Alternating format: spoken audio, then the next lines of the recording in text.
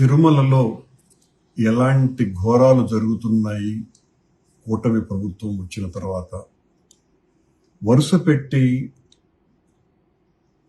తిరుమలలోనే ప్రభుత్వం యొక్క బాధ్యతారాహిత్యం కారణంగా చివరకు పోలీసు వాళ్ళు కూడా మద్యం తాగి విచ్చలవిడిగా వ్యవహరిస్తున్నారు అని అంటే ఆశ్చర్యం వేస్తుంది. అంటే ఏ రకమైనటువంటి పర్యవేక్షణ కొండ మీద పూర్తిగా కరువయింది.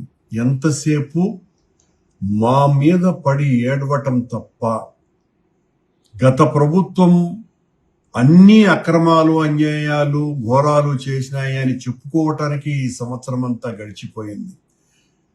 ఈ సంవత్సరం అంతా కూడా వీళ్ల పాలనలో ఎన్ని రకాలైనటువంటి ఘోరాలు అపచారాలు జరిగినాయి అన్నటువంటి దాని మీద సమీక్షలు చేయటం కానీ సరిదిద్దుకోవటం కానీ ఇలాంటి కార్యక్రమాలు ఒక్కటి కూడా చేయకపోవటం మూలంగా ఈ రోజున ఏపీఎస్పీ బెటాలియన్ కు సంబంధించినటువంటి 3 పోలీసు వాహనంలో తప్పతాగి కొండకు వచ్చి అక్కడ సచివాలయం దగ్గర యాక్సిడెంట్ చేస్తే అక్కడ వాళ్ళ ఆ జీప్ టైరు కూడా పంక్చర్ అయిపోయి వాళ్ళ గొడవల్ని చూసి అక్కడ ఉన్నటువంటి స్థానికులు అబ్జర్వ్ చేసిన తర్వాత పోలీసు వాళ్ళు వచ్చి డ్రంక్ అండ్ డ్రైవ్ టెస్ట్ చేస్తే వాళ్లకు 300 పాయింట్లు వచ్చినాయి అని అంటే పోలీసు వాళ్లే మమ్మల్ని ఎవ్వరూ ఏం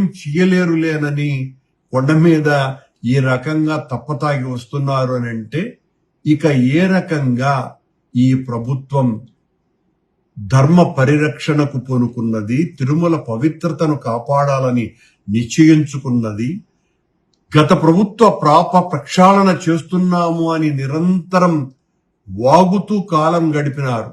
నిన్న ఒక ముస్లిం యువకుడు ఆ కళ్యాణ మంటపం దగ్గర ప్రార్థన చేస్తే దీని వెనుక వైసీపీ వాళ్ళు ఉన్నారేమో అని ఎంత నీచంగా మాట్లాడుతున్నారు, ఎంత అన్యాయంగా వ్యవహరిస్తున్నారు.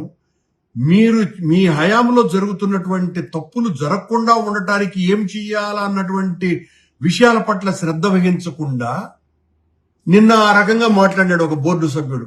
ఆ బోర్డు సభ్యుడు ఇంత దారుణంగా మాట్లాడతారని ఊహించటానికి కూడా కష్టంగా ఉంది. ఈ రోజున 3 పోలీసు వాళ్లే ఏపీఎస్పీ బెటాలియన్ కు సంబంధించినటువంటి 3 పోలీసు వాళ్ళు తప్పతాగి కొండ మీద వీరంగం చేసి అక్కడ డ్రంక్ అండ్ డ్రైవ్ లో దొరికినారు అని అంటే ఇక ఎవరు రక్షిస్తారు కొండని? ఎవరి పర్యవేక్షణ ఉన్నది? ఎవరైనా పట్టించుకుంటున్నారా? ఎంతసేపు మీ పైరవీలు, మీ విఐపీలకు ఊడిగాలు, మీ దర్శన టికెట్లు అమ్ముకోవటాలు, వీళ్లతో మీరు కాలం గడుపుతూ మా మీద అబండాలు ఇంకా సంవత్సరం గడిచిపోయినా మీరు అధికారంలోకి వచ్చి మా మీద మాట్లాడటమే తప్ప అక్కడ జరిగే ప్రతి అన్యాయానికి ఈ రోజున ఈ 3 పోలీసు వాళ్ళు తాగి వచ్చిన దానికి కూడా ఆ బోర్డు సభ్యుడు దీని వెనుక వైసీపీ వాళ్ళు ఉన్నారేమో అని చెప్పినా కూడా ఆశ్చర్యపడాల్సిన పనిలే. దీని మీద కేసులు కడతాం, దీని మీద కఠినమైనటువంటి చర్యలుంటాయి అని నిన్న సంఘటన మీద ఆ బోర్డు సభ్యుడు మాట్లాడుతున్నాడు. అంటే నువ్వు కేసులు పెడితే భయపడే వాళ్ళమా? అంటే దొంగ కేసులు పెడతావన్నమాట. నీ హయాంలో జరుగుతున్నటువంటి తప్పుల్ని సరిదిద్దుకునేటువంటి కార్యక్రమాలు చేయకుండా అక్కడ జరుగుతున్నటువంటి తప్పులని ఎత్తి చూపిన దానికి వైఎస్ఆర్ కాంగ్రెస్ పార్టీ నాయకుల మీద కేసులు పెట్టి జైళ్లలోకి పంపిస్తావా? ఎంత దారుణంగా ఉందండి. అక్కడ మీ పాలనలో పాప ప్రక్షాళన చేస్తాము అని చెప్పి మీరు వచ్చిన తరువాత నిరంతరము అపచారాలు, అన్యాయాలు, ఘోరాలే జరుగుతున్నాయి. ఇప్పటికైనా కూడా దీన్ని సరిదిద్దుకోవాల్సిన బాధ్యత గుర్తెరగండి. నీచమైనటువంటి ఆరోపణలు చేయటం మానేయండి. ఈరోజు పోలీసు వాళ్లే వచ్చి ఈ రకంగా తాగి అక్కడ ప్రవర్తించినటువంటి తీరు మొత్తం రాష్ట్ర ప్రభుత్వానికే సిగ్గుచేటు, తిరుమల క్షేత్రానికే అవమానకరమైనటువంటి విషయం ఇది.